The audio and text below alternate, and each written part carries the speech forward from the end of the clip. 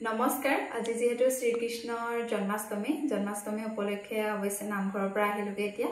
আৰু আহি ভাবিলো যে তেওঁৰ লগত সংগতি থকা এফাকি দিহানাম আপোনালোকৰ মাজত গুণগুণাও এটা সময়ত আগতে দিহানাম খুব বেছি গাইছিলো আমাৰ এটি গ্ৰুপ আছিলে আৰু আজি তেওঁলোকৰ কথা খুব বেছি মনত পৰিছে সকলোৱে সময়ৰ খুঁটত মানে আগবাঢ়ি গুচি যাব লগিয়া হ'ল যাৰ বাবে আমাৰ গ্ৰুপটো আধৰুৱা হৈ ৰ'ল তথাপিও যি কি নহওক এতিয়া মই এফাকি দিহানাম গুণগুণাও আশা কৰোঁ আপোনালোক সকলোৱে কেনেকুৱা হৈছে মতামত দিব এ ৰাম কংসৰ কাৰাগাৰে কান্দে আই দৈৱকী কৃষ্ণক কোলাতে লৈ এ ৰাম কাইলৈ ৰাতিপুৱা মোৰ বাচাক মাৰিব এচটা শিলতে থৈ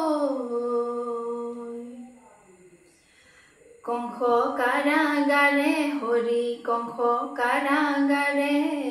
শ্ৰী কৃষ্ণ জন্ম হৈছে দৈৱকী উদৰে কংস কাৰাগাৰে হৰি কংস কাৰাগাৰে শ্ৰী কৃষ্ণ জন্ম হৈছে দৈৱকী উদৰে সুন্দৰ নাসিকা কৰ্ণে মকৰ কুণ্ডল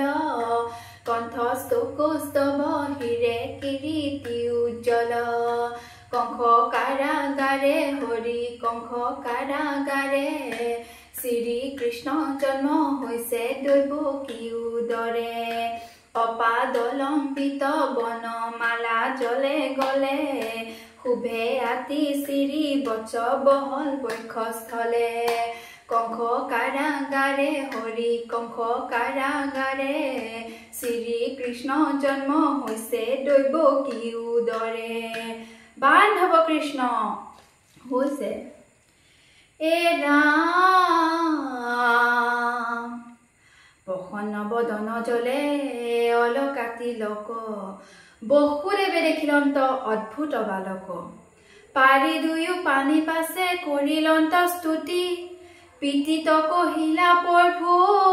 সমস্তে যুকুতি হৰিয়ে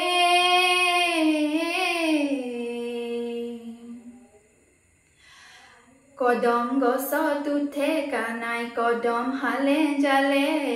কদম গছৰ নৌকা ডাল জানো ভাগি পৰে কদম গছত উঠে কানাই কদম হালে জালে কদম গছৰ নৌকা ডাল জানো ভাগি পৰে ভোলা শিশু ৰূপ তৈতে প্ৰভু নাৰায়ণ ফুলে লৈয়া বসুদেৱ লৰিলাতে খন কদম গছত উঠে কানাই কদম হালে জালে কদম গছৰ নৌকা ডাল জানো ভাগি পৰে ভাগিলনি হল ভৈল মেলা নকপাত দেখি ভয়ে যমুনাই আপুনি দিলা বাট কদম গছত উঠে কানাই কদম হালে জালে কদম গছৰ নৌকা ডাল জানো ভাগি পৰে ভাগিলনি হল ভৈল মেলা নকপাত দেখি ভয়ে যমুনাই আপুনি দিলা বাট কদম গছত উঠে কানাই কদম হালে জালে কদম গছৰ নৌকা ডাল জানো ভাগি পৰে অ ৰাম জয় হৰি।